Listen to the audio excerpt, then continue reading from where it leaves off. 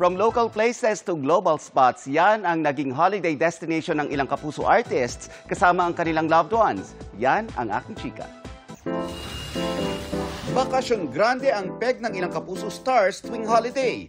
Tulad ng aktres na si Bianca Manalo, nakagagaling lang ng Japan with her family noong Pasko. Makikita sa post ni Senator Win Gatchalian, reunited na ang dalawa sa Canada para sa bagong taon. Kaya naman umulan man o umaraw, G pa rin ang dalawa na magkasamang naglibot.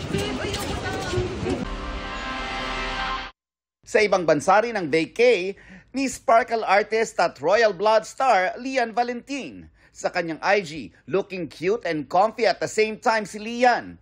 Na-enjoy sa kanyang Japan travel. Kaya naman ang caption ng aktres sa recent post, "Life is lifing at 0 degrees." May daily dose of vitamin C naman ang sparkle beauty na si Lizelle Lopez, na beach ang bakasyon. Sa kanyang IG posts, isinare ng aktres ang ilang videos niya sa beach ngayong holiday season.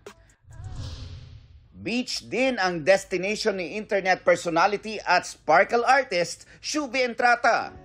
Ika nga ni Shuvi, sunny days ahead, kaya in-enjoy niya ang pagbababad sa Kawa Bath na puno ng iba't ibang bulaklak.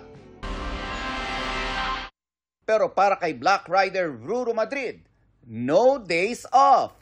Grind hanggang bagong taon ang peg ng sparkle actor na nag-IG story ng kanyang workout.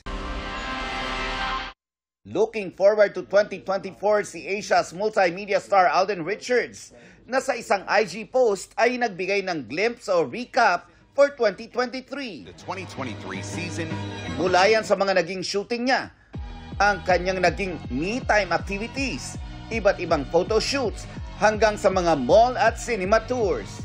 Ang caption niya, 2023, thank you. 2024, looking forward to you.